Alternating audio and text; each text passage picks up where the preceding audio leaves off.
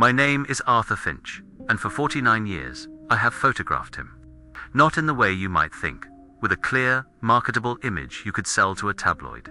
No, I have documented his shadow against the ancient Douglas firs of the Olympic National Forest. His silhouette in the dawn mist rising from the Hoh River. The impossible print his weight leaves in mud that should be frozen solid. 49 years of patience, of cold, of near misses. But yesterday, the subject became the artist. He took my camera and he photographed me. I am telling you this now, recording this on a simple tape deck in my cabin. Because the truth I've guarded is about to be buried forever under official reports and government redactions.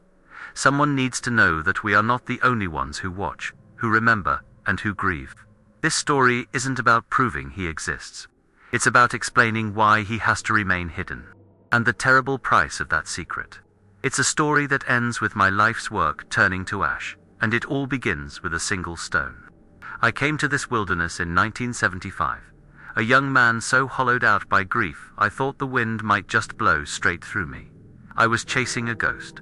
My father, a logger with hands as tough as cedar bark, vanished in these very woods a year prior. The official report was neat and tidy.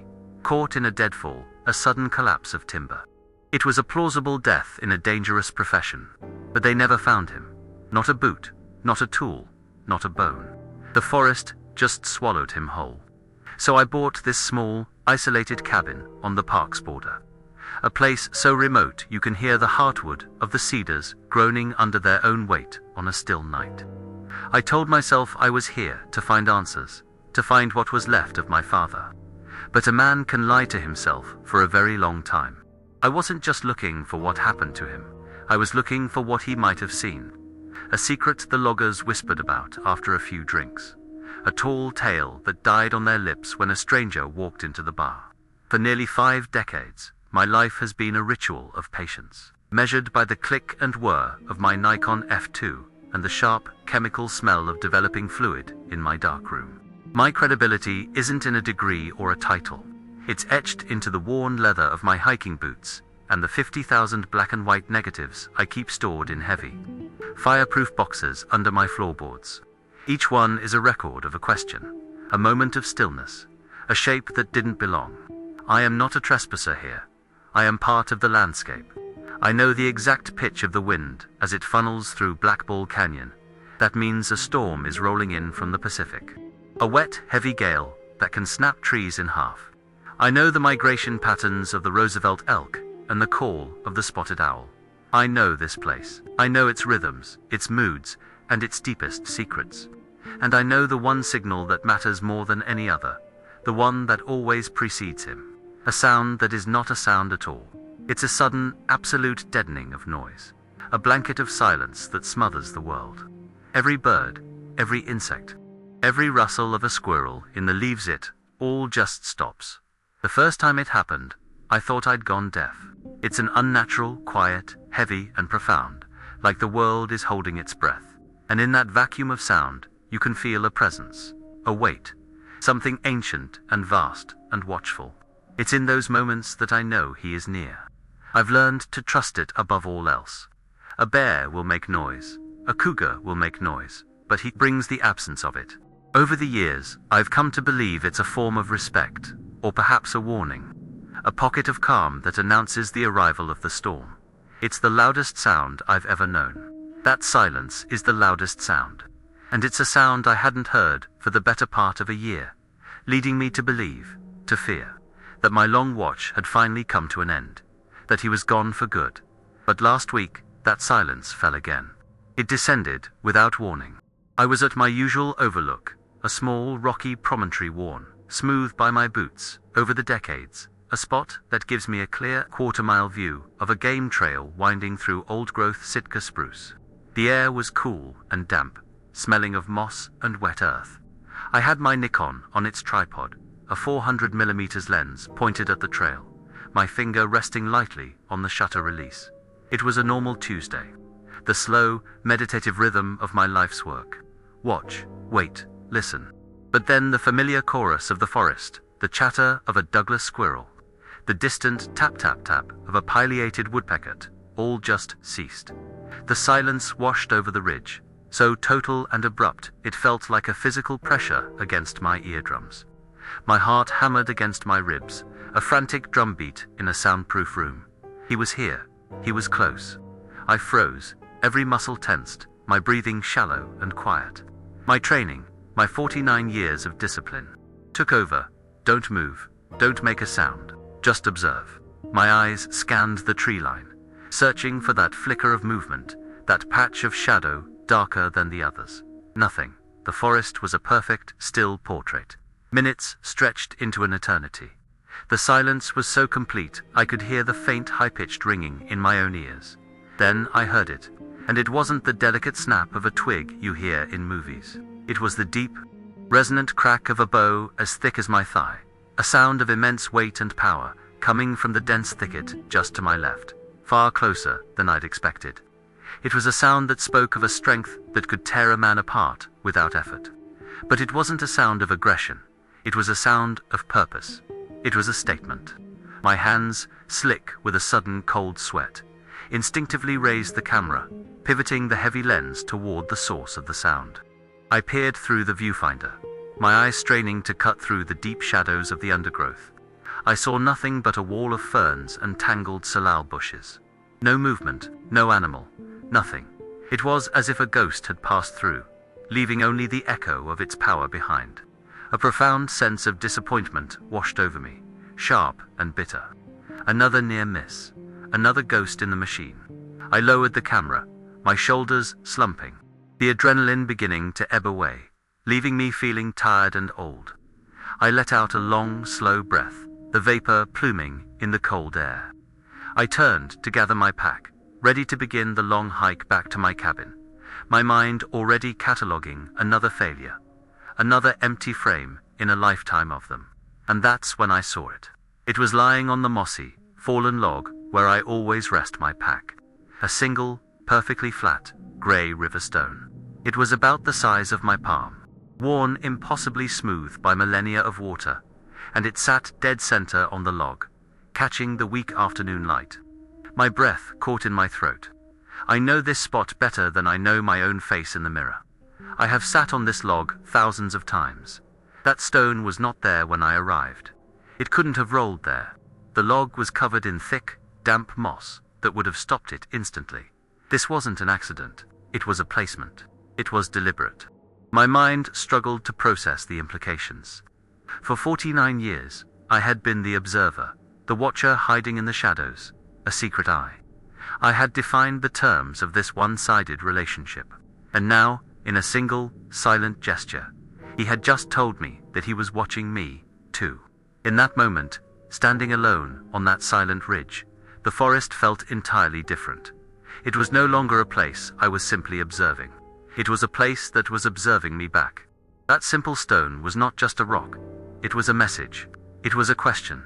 It was an offering. It was the first word spoken in a conversation that had been silent for half a century. A line had been drawn, and I was being invited to cross it. My whole body trembled with a feeling I couldn't name. It was fear, yes, but it was also something else. Awe. A terrifying, exhilarating awe. I had spent my entire adult life searching for a ghost, and the ghost had just left a calling card on my doorstep. The rules of my entire existence, the very foundation of my lonely vigil, had just been rewritten by an unseen hand. The world had tilted on its axis. I stood there for what felt like an hour, just staring at that stone. My mind was a whirlwind. I could leave it. I could walk away, pretend it was an anomaly, a strange coincidence. I could retreat back into the safety of my role as an unseen observer, back to my cameras and my darkroom, and my comfortable, lonely certainty. I could keep the distance I had so carefully maintained for all these years. To stay hidden was to stay safe. To remain an observer meant I was in control. Or I could accept it. I could acknowledge the gesture. And in doing so, I would be stepping out of the shadows and into the light. I would be admitting that I was not just a watcher, but a participant. I would be starting a dialogue with something unknown and unknowable, with no idea where it might lead, or what it might cost me. It was the most important choice of my life. My hand shook as I reached for it. The air was cold, but the stone, when I finally closed my fingers around it, felt impossibly warm. Almost alive. It was a solid, undeniable weight in my palm. The moment I lifted it from the moss, I felt a change in the air, a subtle release of tension, as if the forest itself had let out a breath it had been holding. I had made my choice. I had accepted the offering. I slipped the stone into my coat pocket, the warmth seeping through the fabric, a silent promise against my chest. I didn't know it then, but I had just sealed a pact, an agreement that would lead me to the truth about my father, and force me to make a sacrifice I never could have imagined. I had just opened a door, and I knew, with a certainty that chilled me to the bone, that I could never close it again. If you've ever felt like you're on the verge of discovering something that could change everything, press the like button and subscribe. Sharing this story is the only way it survives. I need you to stay with me until the end, because the picture he took of me is the one thing that explains it all. That first night, the river stone sat on my small wooden table, a silent testament to the day's events. I couldn't take my eyes off it. It was a tangible piece of the impossible, a physical link to a creature I had only ever glimpsed in shadows and silence. Holding it, the warmth it had possessed on the ridge was gone, replaced by a profound, ancient coldness, the cold of the deep riverbed it came from. I realized then that the warmth hadn't been in the stone itself. It had been a gift of his touch, a fleeting transfer of life. That single realization sent a shiver down my spine that had nothing to do with the evening chill seeping through the cabin walls. This was no longer a hunt or an observation. It was a correspondence. The first letter had been delivered, and now a reply was expected. The fear was immense, a cold knot in my stomach, but it was overshadowed by a feeling I hadn't known in decades, a complete and utter lack of loneliness. The forest was no longer empty. The question of what to offer in return consumed me. It couldn't be food. This was not about sustenance. That felt transactional, like feeding a stray dog. This was something else entirely. It had to be personal. It had to be a piece of my own story, a gesture of equal weight to the one he had made. I spent the next day searching my small cabin, my hands running over objects that had been dormant for years, each one a fossil of my former life. Finally, my fingers brushed against a small, tarnished silver locket in a dusty box. It had belonged to my mother. It was small, dented, its clasp weak. Inside were two faded miniature portraits, her looking young and hopeful, and my father, a man I barely remembered without the filter of loss. Leaving it out there felt like an act of profound vulnerability, like handing over a page of my diary. But if this was to be a conversation of truths, I had to offer one of my own. I had to show him who I was, not just the man with the camera, but the son who was still lost in these same woods. A few days later, with the locket clutched tight in my fist, I made the hike back to the overlook. The air was thick with anticipation. Every snap of a twig under my boots sounded like a gunshot. The silence I had come to recognize as his presence was not there, and its absence was just as unnerving. The woods felt hollow, waiting. I reached the fallen log, my heart pounding a frantic rhythm against my ribs. I placed the small silver locket exactly where the stone had been, its metal glinting against the dark, damp moss. It looked so fragile, so out of place, a piece of human memory in a world of ancient cycles.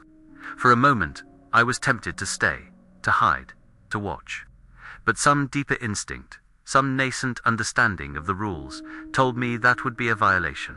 This exchange required faith. I turned my back on the locket, on my own history laid bare, and I walked away, forcing myself not to look back. It was one of the hardest things I've ever done. The week that followed was a unique form of torture. I was restless, unable to focus. My darkroom sat unused, the chemical trays dry. My cameras collected dust. The familiar ritual of my life had been broken, replaced by a singular, obsessive need to know. Had he taken it? Had I offended him? Had I made a terrible miscalculation, revealing myself to something that was better left a mystery? I paced the floor of my cabin until the floorboards groaned in protest. I kept replaying the moment in my mind. The placement of the stone, its warmth, my decision. I'd wake in the middle of the night, convinced I'd heard a sound, and I'd stand at my window for an hour, staring into a blackness that offered no answers. The silence from the forest was no longer a sign of his presence. It was a void, a question mark that hung over every waking moment. The silence is the loudest sound, and in those days it was deafening. I was hooked. The weight was unbearable. Finally, I could stand it no longer. After 7 full days, I returned to the log. My hands were trembling as I broke through the last line of trees and into the clearing of the overlook. The first thing I saw was that the locket was gone. A wave of relief so powerful it almost buckled my knees washed over me. He had accepted it, but the feeling was immediately replaced by a new tension, a new question. What was left in its place? There, in the center of the log, was not a stone, but a fan of raven feathers. There were 7 of them, long and iridescent, their blackness shimmering with hints of purple and green in the filtered sunlight. They weren't just dropped in a pile. They were meticulously arranged in a perfect spiral, the tips of the feathers all pointing inward toward a common center. It was deliberate. It was beautiful. It was a piece of art made from the forest itself. He hadn't just taken my offering. He had understood its symbolic nature and replied in kind. And so, the pact was sealed. Not with words or with handshakes, but with a silent exchange of objects on a mossy log. This became our ritual, the new rhythm of my life. Every Tuesday, without fail, I would make the journey. I would leave a piece of my world, and every following Tuesday, I would find a piece of his waiting for me. This clandestine conversation became the central pillar of my existence, a secret so profound it reshaped the very landscape of my soul. The camera, my companion for nearly 50 years, became secondary. The goal was no longer to capture an image of him, to prove his existence to a world that wouldn't understand. The goal was to continue the conversation. I began to realize that some things aren't meant for a frame.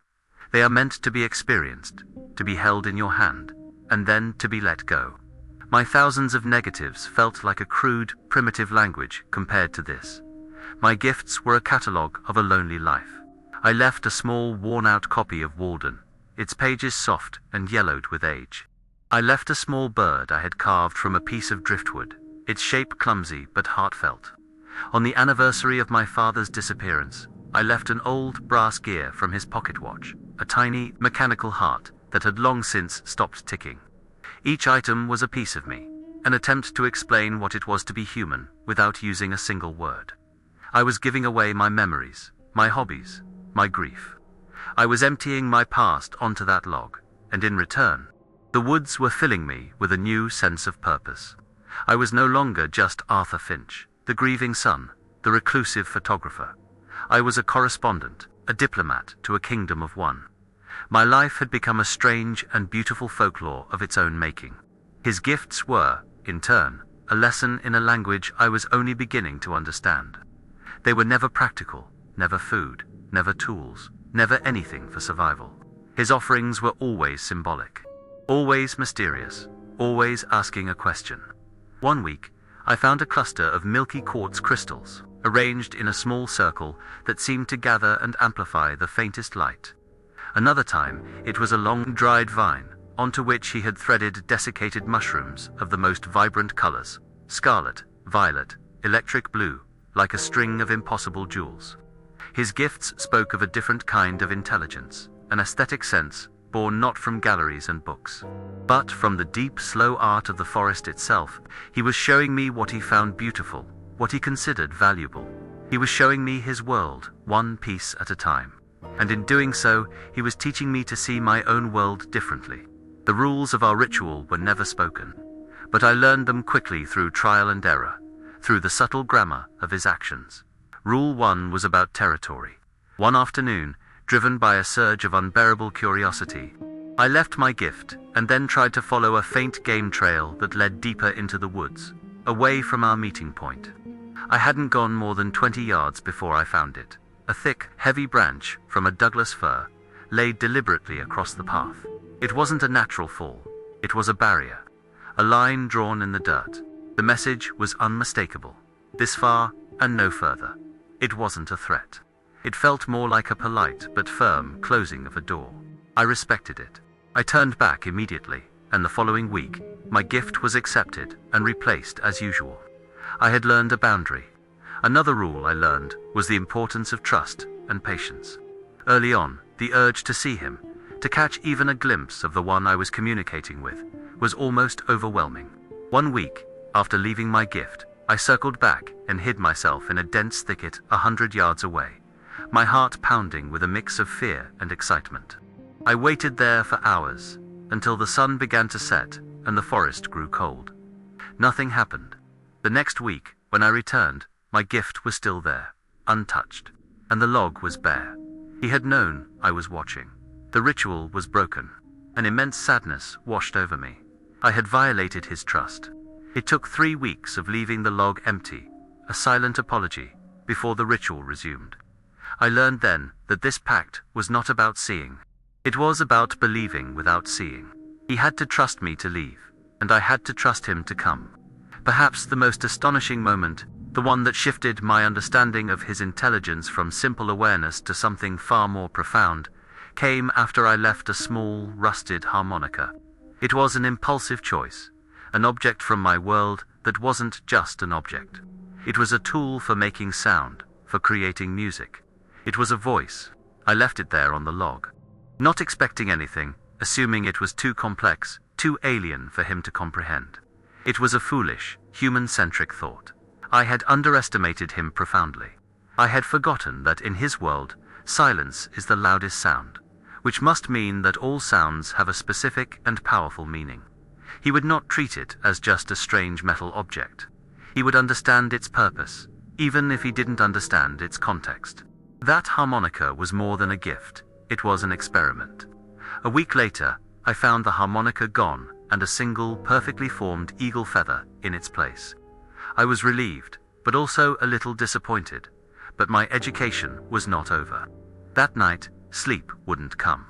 I was sitting on my porch, staring out at the impenetrable black wall of the forest. The stars, obscured by a thick blanket of cloud. The night was utterly still, and then I heard it. It came from the deep woods, from the direction of the high ridges. A single, clear, mournful note. It was clumsy, airy, and flat, but it was unmistakably the sound of the harmonica. It was followed by a long silence, and then another, shorter note. A breathy, hesitant question mark hanging in the cold night air. My own breath caught in my chest. He wasn't just collecting my things, he was interacting with them. He was learning. He was trying to speak my language. The weight of this secret became immense. How could I ever explain this? My photographs were one thing blurry, ambiguous, open to interpretation and ridicule. They were evidence of a mystery, but this was different. This was a relationship, a slow, careful, and deeply intimate dialogue with a being that science said could not exist. Telling someone would be a betrayal of the highest order. It would turn our private language into a public spectacle. The world would descend on this place, not with curiosity, but with nets and guns and cages. They wouldn't see the artist who arranged feathers in a spiral, or the musician who played a lonely note in the dark. They would only see a monster, a prize, a trophy. So I told no one. I locked the secret away, deep inside me. My life became a paradox. I was more connected than ever, yet more isolated than I had ever been. This silent conversation went on for years. A hidden thread of meaning woven through the fabric of my life. The exchanges deepened, becoming more nuanced, more personal. I left a faded photograph of myself as a young boy, standing awkwardly beside my father.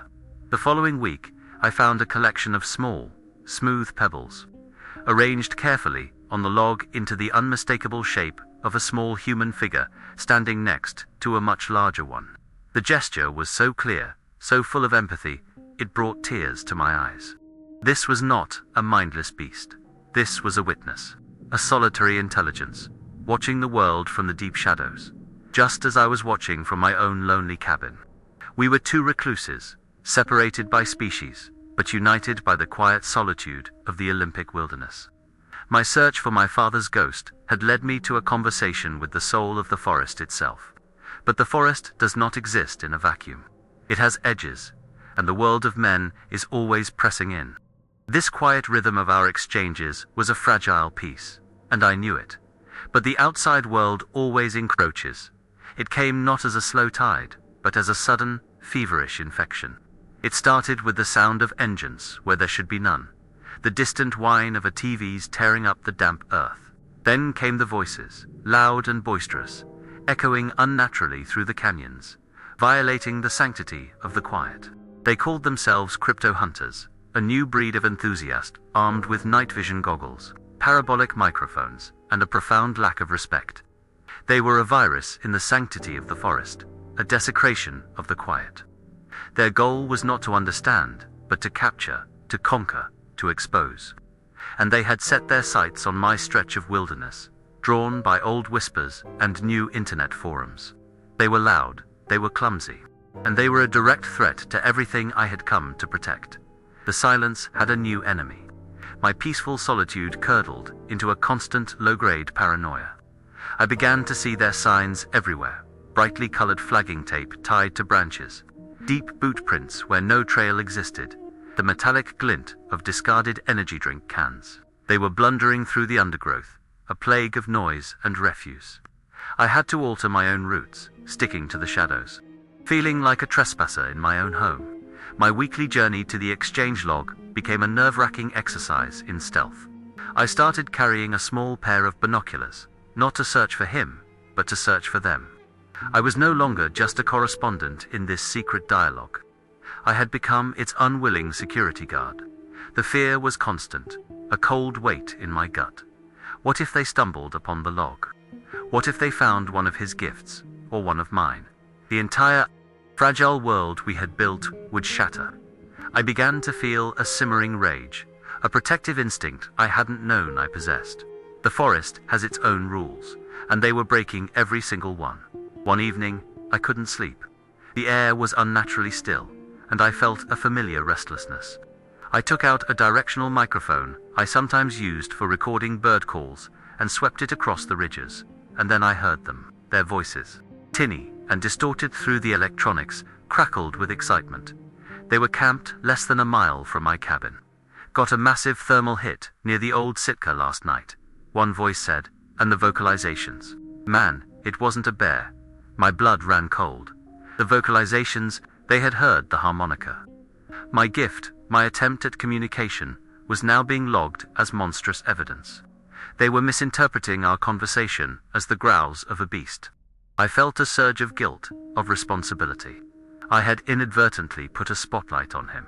I listened for an hour as they boasted about their equipment, their plans to set up a perimeter of trail cameras. Their arrogant certainty that they would be the ones to finally get the money shot made me physically ill.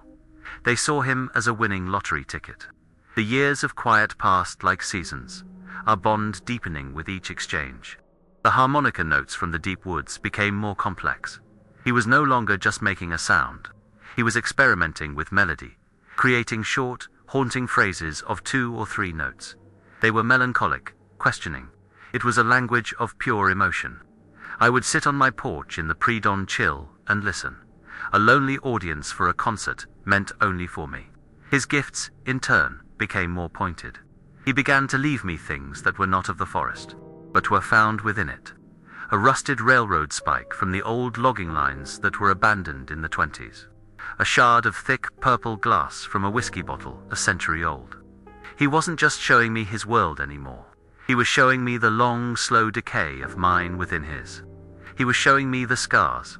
He was teaching me to see the forest not as a pristine wilderness, but as a place that endures, a place that remembers the wounds inflicted upon it. Each object told a story of intrusion. His protectiveness grew as well. One spring, after a week of heavy rain, I was on my way to the exchange log. As I approached a steep, narrow ravine I had crossed 100 times, I found my path blocked. A massive, freshly broken pine branch was laid across the trail. It was at least 10 feet long and as thick as my body, far too heavy to have been moved by the wind. It was a clear barrier. My first reaction was frustration, but by then I had learned to trust his grammar. A broken branch across the path meant turn back. Disappointed, I obeyed. Later that day, the rest of the hillside gave way in a torrent of mud and rock, obliterating the very spot where I would have been standing. He had heard the groan of the earth, the shift of the roots, and he had warned me. He had saved my life. The realization struck me with the force of a physical blow. This was no longer a simple exchange of curiosities. This was a covenant. He was not just a subject. He was a guardian. But the most profound shift came when the gifts turned dark. It started subtly. Instead of a beautiful crystal or a fan of feathers, I found a single spent rifle cartridge on the log. It was green with age, but undeniably human. The following week, it was a piece of a steel cable, frayed and rusted. The kind used in old logging operations to drag massive trees. It was like he was trying to tell a new story, a different kind of story. No longer about the beauty of his world, but about the violence of mine. I struggled to understand. Was he showing me trophies, warnings, or was it something else? I began to realize that my entire focus had been wrong. I had been so obsessed with him, the creature, the mystery. But all this time, he had been trying to direct my attention elsewhere. He wasn't the story. He was the witness to a different story, one that had been happening in these woods for a very long time. It was a story about men. Then came the day that changed everything. I hiked to the log, a new book for him tucked into my pack, a collection of Robert Frost poems. As I broke through the tree line, a cold dread washed over me. Something was wrong. The air was still, but it wasn't his usual, peaceful silence. It was a tense, vacant quiet. And then I saw it. Strapped to a thick cedar tree, not 50 yards from our exchange log, was a trail camera. A small, black, plastic box with a single, unblinking lens aimed directly at our sacred space. A tiny red light pulsed methodically, a malevolent digital heartbeat in the heart of the ancient woods. They had found it. The crypto hunters, their careless, blundering search, had led them right here. Panic, pure and absolute, seized me. It felt like a physical violation, like finding a stranger had broken into my home and read my diary. They would get a picture, they would get their proof, and the world would descend. My mind raced, a torrent of worst-case scenarios. They would hunt him, they would capture him.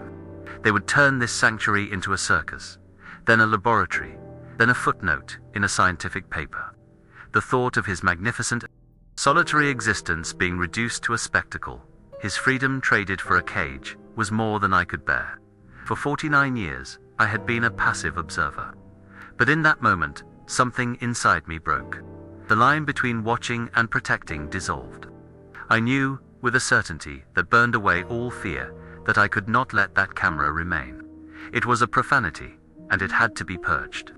I looked at the little red light, a soulless eye in the gathering dusk. And I made a decision. I was no longer just a friend to the creature in the woods. I was his accomplice. My life's work had been to take pictures, to document. Now, my only goal was to destroy one. That night, a fierce coastal storm blew in from the Pacific, just as I'd prayed it would. It was the perfect cover. The wind howled through the canyons, and the rain came down in blinding sheets, turning the forest floor into a slick, treacherous morass. Dressed in my heaviest rain gear, a small canteen of water in my pack, I hiked out into the maelstrom. Every flash of lightning felt like an accusation, illuminating my grim purpose. The wind tore at me, trying to push me back, and the rain soaked through my collar, cold against my skin. The forest was a terrifying chaos of sound and fury, but my resolve was like a hot coal in my chest. This wasn't about me anymore. It was about honoring a pact made not with words, but with a warm river stone, a silver locket, and years of silent understanding. This was a necessary sin. I was erasing a piece of the human world to protect the soul of the wild. Finding the camera in the dark, even with a headlamp, was a nightmare. The landscape was transformed by the storm, unfamiliar and hostile. Finally, I saw it. The small black box barely visible against the dark, wet bark. My hands were numb with cold and slick with rain as I fumbled with the canteen. I didn't smash the camera. That would be too loud, too obvious. Instead, I carefully, deliberately poured the water into the housing, into every seam and opening I could find. I saw the little red light flicker once, twice, and then go dark. The digital heartbeat was silenced. I stood there for a moment, the rain plastering my hair to my face, listening to the roar of the wind. There was no sense of triumph, only a profound, hollow sadness. I had crossed a line. I had committed a crime, and the weight of that act settled upon me, heavier than my waterlogged coat. I had protected him, but I had introduced a new kind of poison into our world. My own deceit. The walk back to the cabin was a blur of fear and exhaustion. I kept imagining headlights cutting through the trees, a voice shouting my name. Every shadow seemed to be reaching for me. I felt like a fugitive. When I finally collapsed through my own door, I was trembling, but not from the cold. The secret I carried was no longer just about a wondrous connection. It was now also about vandalism, about a lie. The joy of the ritual felt tainted, replaced by the grim reality of what was required to protect it. I spent the next few days in a state of heightened alert, jumping at every sound. Peering through my curtains at any car that passed on the distant logging road. I had become a prisoner in my own home, trapped by the consequences of my choice. What does the creature avoid? He avoids the loud, the careless, the violent. And to protect him, I had to become something I despised, a saboteur, a man who lurked in the shadows. A week later, the hunters were gone. I saw their trucks leave, their ATVs loaded onto trailers. They left behind a trail of trash and broken branches, but their enthusiasm was gone, defeated by a malfunctioning camera and a week of relentless, miserable rain.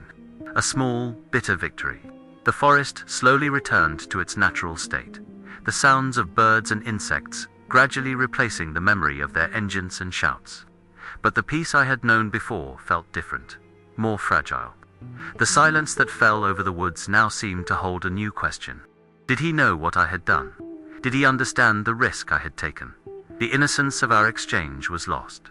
Our conversation had been overheard by hostile ears, and I had been forced to silence them. Our quiet world now had a scar on it, an invisible wound that I feared would never fully heal. The silence is the loudest sound, and now it rang with my own guilt. With a heavy heart, I finally returned to the exchange log. I needed to know if our pact was broken, if my act of aggression had frightened him away for good. The log was damp and covered in fresh moss, washed clean by the storm. I placed my offering down a small, polished brass compass that no longer pointed north. It felt appropriate, a symbol of how lost I felt. I turned and left without my usual sense of anticipation, replaced by a deep-seated dread. When I came back the following week, my compass was gone. In its place was something that stopped my breath. It was a mangled steel bear trap, rusted and bent, its cruel jaws twisted into a useless wreck. It was heavy, violent, and utterly terrifying. He had not been scared away. He was escalating our conversation. He was showing me the real dangers of this forest. It wasn't just careless hunters. There were older, crueler traps laid in these woods. This was his world.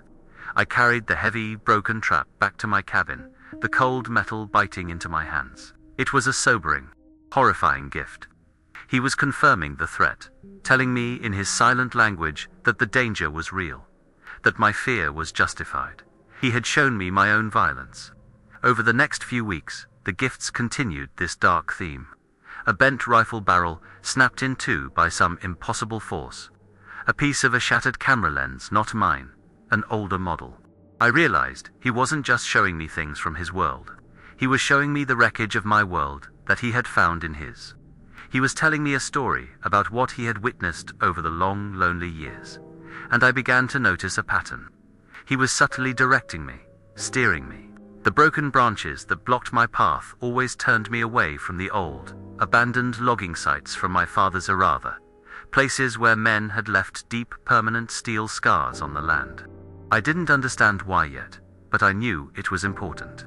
He wasn't just a witness, he was a curator of sorrows. He was trying to show me something specific. The turning point, the moment this ceased to be about discovery and became about connection, arrived on the bleak anniversary of my father's disappearance. October 12th, for 49 years, the date had been a weight in my calendar. A day marked not by ceremony, but by a deep, hollow ache. The air always seems to carry a specific chill on that day, a dampness that seeps into your bones, smelling of decay and memory. I had a ritual. I would hike to the small makeshift cairn of stones I'd built for him years ago, near the old-growth ridge where his logging crew had last seen him.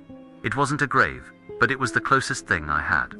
It was a place to be quiet with my failure, to sit with the ghost that had defined my entire adult life. The search had consumed me for so long that I sometimes forgot I was looking for a man, not just an answer. That morning, the ache was sharper than ever. I felt old, and the path to the cairn felt steeper than it used to. The cairn itself is nothing special, just a humble pile of river rocks waist-high, built at the base of a colossal Sitka spruce whose roots are like the gnarled knuckles of the earth. I built it stone by stone, each one a prayer I couldn't speak aloud. It's a quiet, forgotten place, shrouded in ferns and deep shadow. I sat on a fallen log across from it, my back against another tree, and just remembered. I remembered the smell of sawdust on my father's clothes, the calloused feel of his hand, the way he'd laughed. It all felt like a story someone else had told me. For all my years of watching the forest, I had found nothing. No bones, no clothing, no rusted lunchbox. Just an official report and an unending silence. The silence of his absence was the first great quiet of my life, the one that had trained me to listen for all the others. I closed my eyes, the familiar wave of grief washing over me, cold and relentless as the Pacific tide. It was then that the other silence descended. The world went quiet. The chittering of a squirrel, the distant cry of a raven, the very whisper of wind in the high branches, it all stopped. It was his signature, the sound that was not a sound. But this time, it felt different. There was no undercurrent of tension, no sense of being watched by something predatory. It was a soft, heavy blanket of quiet, profound, and respectful. I didn't reach for my camera. I didn't even flinch. My heart rate, which usually hammered against my ribs, remained slow and steady.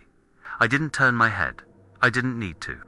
I felt the presence behind me, immense and still, just beyond the edge of my vision. It was not a hunter in the shadows. It felt like a fellow mourner arriving at a wake, standing quietly at the back of the room, paying its respects. A strange and profound peace settled over me. In that shared silence, something broke open inside me. The words came not from a decision, but from a deep, tectonic pressure of unspoken sorrow. I started speaking aloud, my voice hoarse and unfamiliar in the stillness. "It's been 49 years, I whispered to the cairn. To the ghost of my father, to the vast unseen presence at my back. I never found you. I don't even know if I was looking for the right thing anymore. I confessed my loneliness, the crushing weight of the secret I carried, the feeling that my life had been a long, fruitless vigil. I spoke of my mother's locket, and the hope I had felt in the strange, silent conversation that followed. I talked about my failure, not just as a son, but as a man who had traded a life in the world for a life of watching shadows. It was a confession poured into the quiet, a lifetime of solitude given voice, and the presence just listened.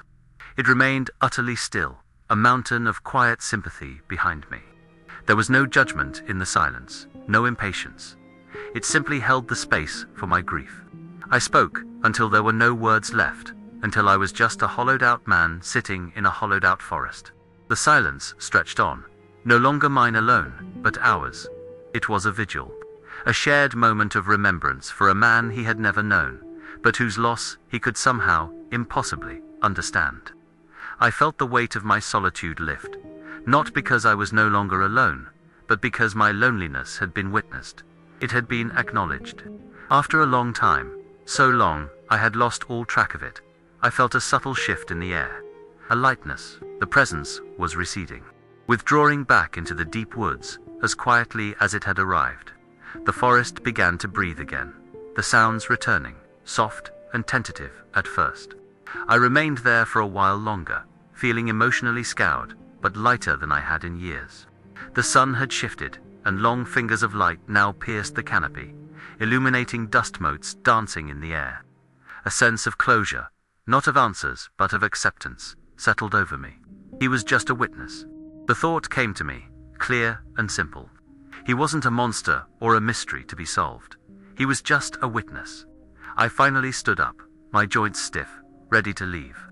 I turned to give the cairn one last look, my hand raised in a silent farewell, and my breath caught in my throat. The world tilted. My heart, which had been so calm, gave a painful lurch. There, resting on the very top of my rough pile of stones, was a new one. It sat perfectly centered, a final, deliberate placement that could not be mistaken for an accident of nature. It was an answer to the words I had spoken into the silence. It was a rock worn smooth and dark by the Ho River, and it was shaped into a near-perfect heart. It wasn't a childish, cartoonish shape. It was an anatomical heart, wider at the top, tapering to a soft point. A shape that could only be formed by millennia of tumbling in a relentless current and chosen by a careful, discerning eye. It was impossible. It was a miracle. It was the most articulate, eloquent, and compassionate statement I had ever received in my entire life. He had been listening. He hadn't just heard the sounds I made. He had understood the meaning. He had understood the grief that had carved me into the man I was. And he had answered it, not with a sound, not with a gesture, but with a symbol. A symbol of the very thing I thought was broken inside me. He had offered his own silent condolence. Tears streamed down my face, hot and sudden. I stumbled forward and reached out a trembling hand, my fingers brushing against the cold, smooth stone. This was the moment everything changed. This was the instant my 49-year quest for a ghost ended, and something else began. It was no longer about photography, about evidence, about proving anything to anyone. The creature in the woods was not a subject to be documented. He was a being capable of empathy. He was a friend. I realized then that I didn't need to find my father's remains anymore. In a way, he had just been found. His memory had been honored by the very soul of the wilderness he had vanished into. I sank to my knees, clutching the heart-shaped stone to my chest. And I finally, truly wept for my father, not with bitterness or confusion, but with a strange and beautiful sense of peace. In the days that followed, the memory of that moment recontextualized everything. It was a key that unlocked the meaning behind his darker gifts. The mangled bear trap, the bent rifle barrel, the shattered camera lens. I had seen them as threats or as random curiosities. But now, filtered through the lens of the heart-shaped stone, I saw them for what they truly were. They were not acts of aggression. They were acts of communication. They were warnings, yes, but they were more than that. They were evidence. He was a witness, not a perpetrator. For decades, he had been trying to show me. He had been curating a museum of human violence, leaving pieces of it for me on a mossy log, hoping I would understand the story he was telling. A story not about his world, but about the brutal intrusions of mine. The silence is the loudest sound, and I had been hearing it all wrong. The heart-shaped stone now sits on the mantelpiece above my cold fireplace. It is my most prized possession, more valuable than all 50,000 of my negatives combined. It is proof, not of a monster, but of a soul.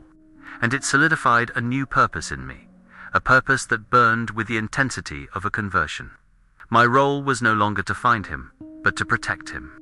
To protect this silent historian, this lonely guardian who grieved for the wounds of the world.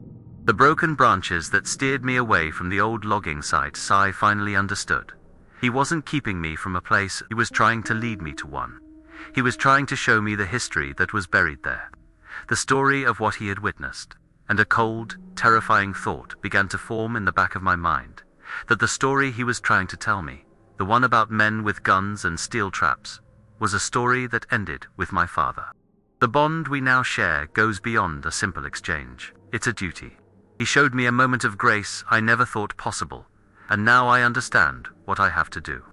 The world cannot know about him, not because he is dangerous, but because we are. If this story has touched you, if you understand what it means to want to protect something rare and beautiful, please hit the like button and subscribe to the channel. Share this recording so that this truth isn't buried forever. You need to stay until the end, because the forces that are now closing in on us are real, and they don't carry heart-shaped stones, they carry warrants. The damaged trail camera did not go unnoticed. Its silence was of a different kind, a digital void that spoke of interference. It brought a new, far more dangerous encroachment than the clumsy hunters. It brought the government. Her name was Ranger Riley, and she represented a threat I was completely unprepared for. She wasn't malicious or greedy. She was worse. She was competent. She arrived at my cabin one afternoon, her U.S. Forest Service truck idling quietly on the dirt track, a symbol of implacable, bureaucratic authority. She was sharp, with no-nonsense eyes that seemed to take in every detail of my reclusive existence in a single sweep.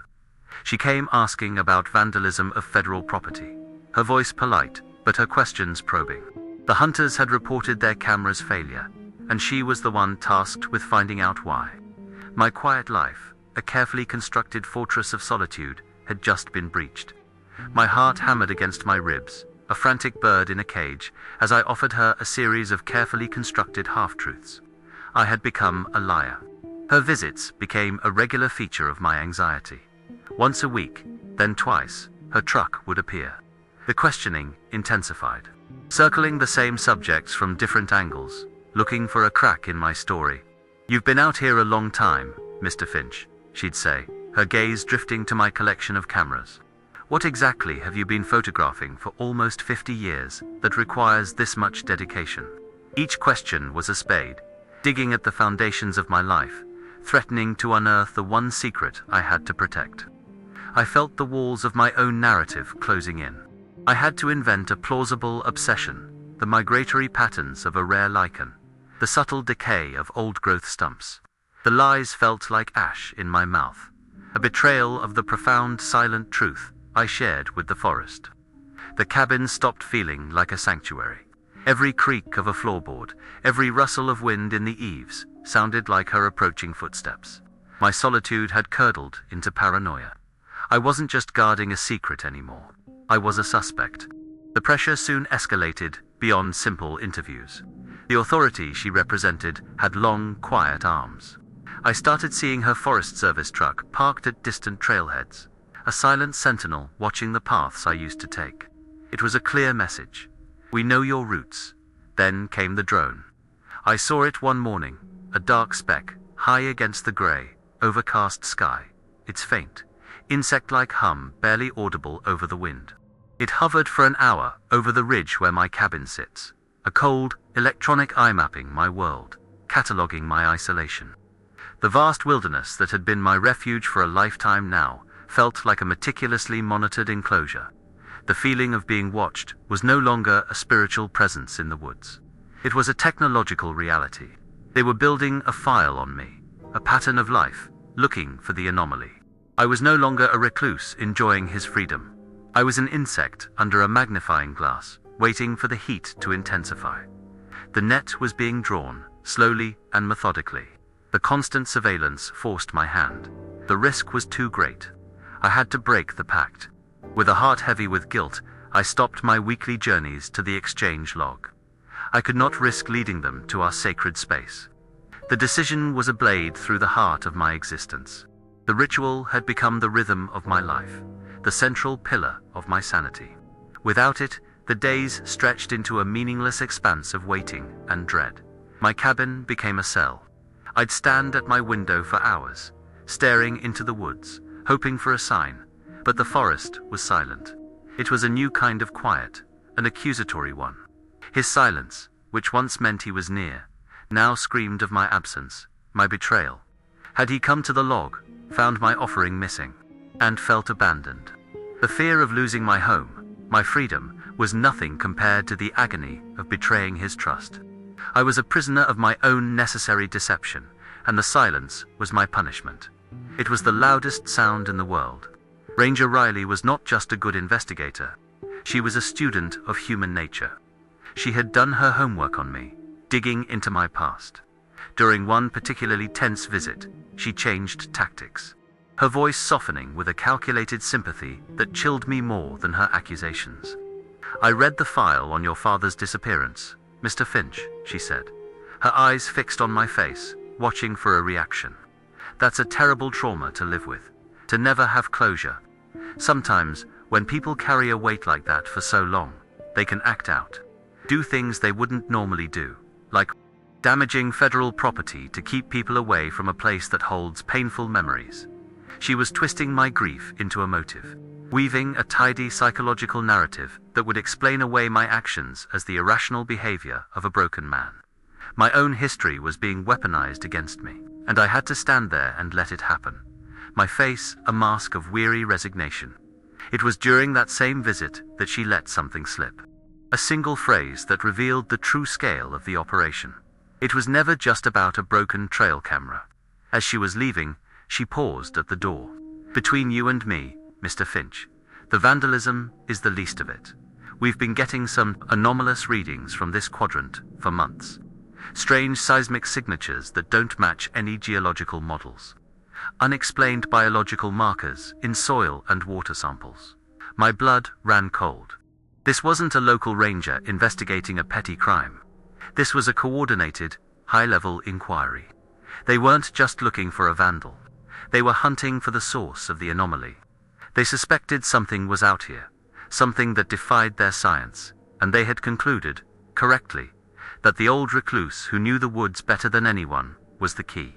They weren't crypto hunters looking for a trophy. They were a government agency looking to contain and control the unknown, and I was standing right in their way. My paranoia bloomed into a frantic, desperate effort to erase my past. The cabin, once a museum of my strange and beautiful correspondence, had to be sanitized. Every gift he had ever given me was now evidence. A piece of an impossible puzzle that they would seize and analyze until all the wonder was stripped from it. The fan of raven feathers, the quartz crystals, the desiccated, colorful mushroom's eye, gathered them all with trembling hands. I gently packed the bent rifle barrel and the mangled bear trap, his dark warnings, into a canvas sack. I found a loose floorboard in the back of my darkroom, pried it open, and buried the collection in the cold, dark earth beneath my home. It felt like burying a friend. The phrase "I had come to live by some things aren't meant for a frame" took on a new, desperate meaning.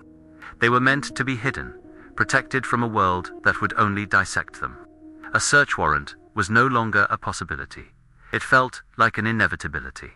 My 2-week, self-imposed exile was a violation of the trust we had built over years, and he noticed. The forest's silence turned from accusatory to active. One night, I was jolted from a restless sleep by a deep, resonant thud against the north wall of the cabin, the sound of a massive weight striking the logs. I scrambled to the window, my heart seizing, but saw only impenetrable blackness. I waited, listening, until the dawn finally broke. When I unbolted my door in the pale morning light, I found my way blocked. A barrier of thick, heavy pine branches, freshly broken, had been piled neatly against my porch steps. It was his grammar, the same language he'd used to warn me of the landslide. But this barrier wasn't on a distant trail. It was here. It was personal. It was a question, an admonition, a plea. "Where are you? Why have you stopped speaking?" The pressure was now coming from both sides. Ranger Riley's world was closing in from the outside, and from within the woods. My silent friend was demanding an answer I could not give. The final blow came dressed in bureaucratic politeness. Ranger Riley's last visit was brief and formal. She didn't come inside. She stood on my porch, holding a clipboard, the embodiment of official procedure. "Mr. Finch," she stated, her voice devoid of its previous probing warmth, "I'm here to serve you. Notice. For public safety reasons, the Forest Service will be closing this entire quadrant for a comprehensive geological survey, effective in 1 week. All private residents are required to evacuate the area until the survey is complete." It was a lie, and we both knew it. There was no survey. It was a maneuver, a legal and undeniable way to get me out of the way, to give them unrestricted access to the woods, to my cabin, to the exchange log, to him. They were done asking questions. Now, they were just taking over. I was given a week to abandon my home, my life's work, and my friend to the cold. Clinical curiosity of the United States government. The clock had started ticking on the end of my world. Standing there with the eviction notice in my hand, the wind cold against my face, everything crystallized. I saw the long, unbroken line of history he had been trying to show me. The railroad spikes, the logging cables, the traps, the rifle barrels, my father's disappearance, they were all part of the same story. A story of men who came to this forest to tame, to conquer. Riley and her unseen superiors were not a new threat. They were just the modern, more efficient chapter of that same old story. Their geological survey was a lie to cover a hunt. Their science a weapon to neutralize a wonder. In that moment, I understood my final purpose. My watch was not just about protecting him as a creature, but protecting the very idea of him, the idea that some things in this world should remain unknown, untamed, and free. My choice was no longer about flight or compliance. It was about defiance. It was about making one last, desperate stand for the silence and the right of the wild to keep its own secrets. That night, after Riley left me with the eviction notice, a strange calm settled over me. The paranoia evaporated, replaced by the cold, clear certainty of a man with nothing left to lose. They had given me a week, but my time was already up. I would not run. I would not abandon this cabin, this forest, this pact.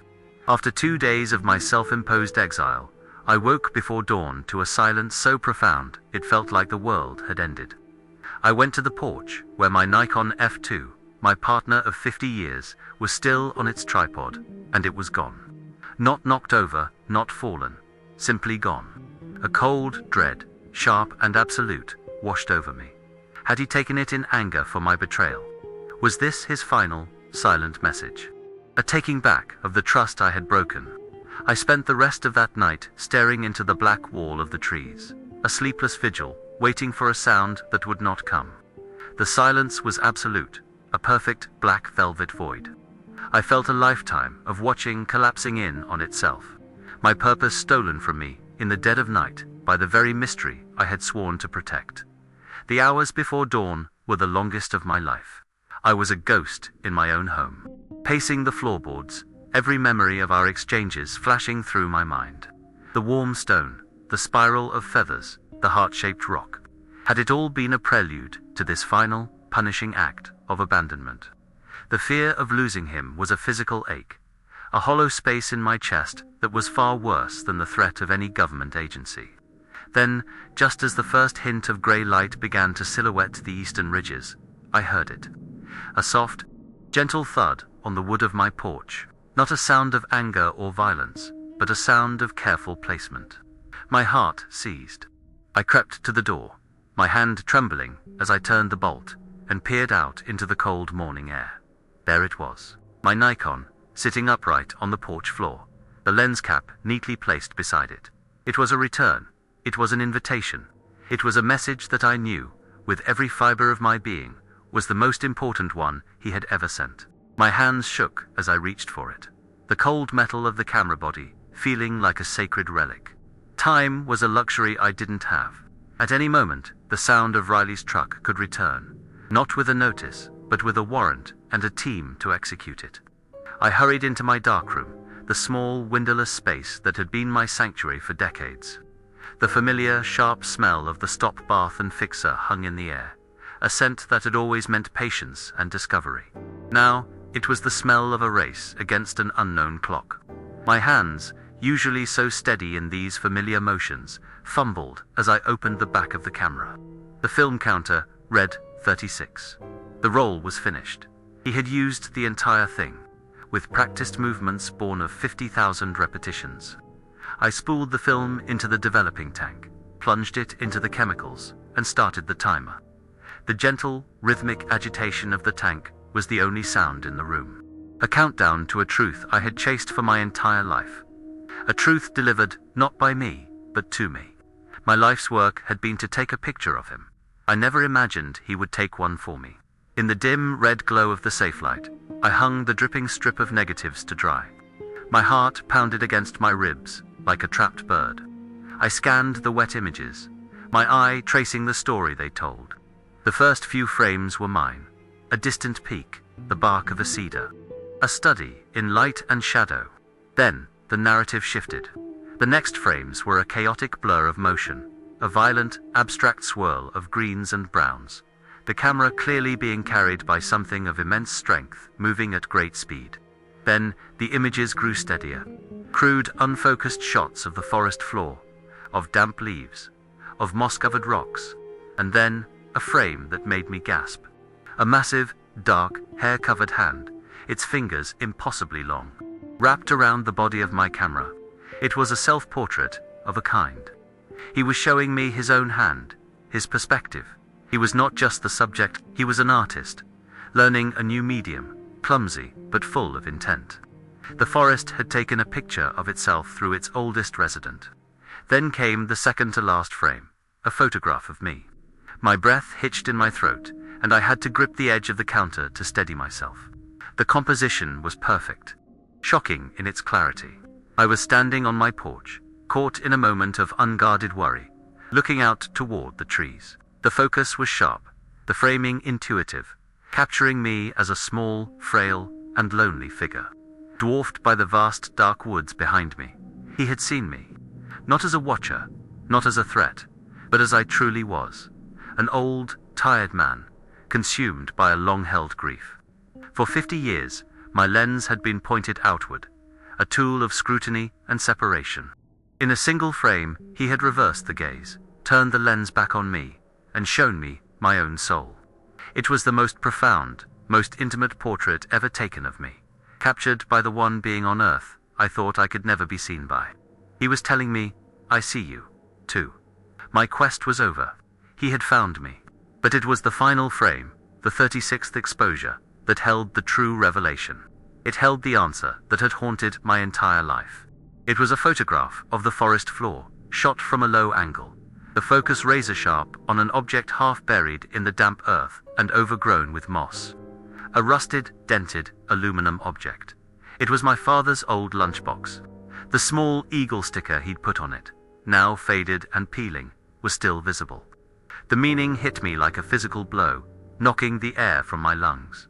The bent rifle barrel, the mangled traps, the railroad spikes, the shattered lens, and now, the lunchbox. He hadn't hurt my father. He had witnessed it. He had spent decades trying to show me what other men with guns, men who set traps, men who would kill a logger over a dispute or a claim had done in this forest. My father hadn't been the victim of an accident. He had been murdered. And his only witness was the silent guardian of the woods, who had spent a lifetime curating evidence for a son who was too blind to see the story he was being told. Just then, the glare of headlights swept across the dark room's curtained door, painting the room in a brief, terrifying flash of white. The low rumble of a truck engine idled outside, the sound of the inevitable arriving. It was Ranger Riley, and I knew in my gut she was not alone. This time, she would not be holding a clipboard. She would have the search warrant. They would tear my cabin apart. They would find the negatives. They would see the picture of me, the picture of his hand, and the picture of the lunchbox. They would have their anomaly, their proof, their motive to hunt him down, to capture the witness. In that split second, I saw two futures. In one, I get justice for my father, but I betray his only true friend. In the other, I protect the soul of the forest, but the truth of my father's murder dies with me. There was no choice at all. My father was a ghost, but my friend was real. He had shown me my own heart with a stone, and now I had to protect his fault. The wood stove in the main room was still hot, a low fire banking against the chill. I walked out of the dark room, the wet strip of negatives held carefully in my hand. Riley's knock on the door was firm, official. Mr. Finch, U.S. Forest Service. I have a warrant to search the premises. Her voice was sharp, all pretense gone. I ignored it. I walked to the Castian wood stove, its surface radiating a deep, steady heat. The smell of burning cedar filled the small cabin. I opened the hot iron door, and the glow of the coals washed over my face. With a final, silent apology to my father, I dropped the roll of film directly onto the burning embers.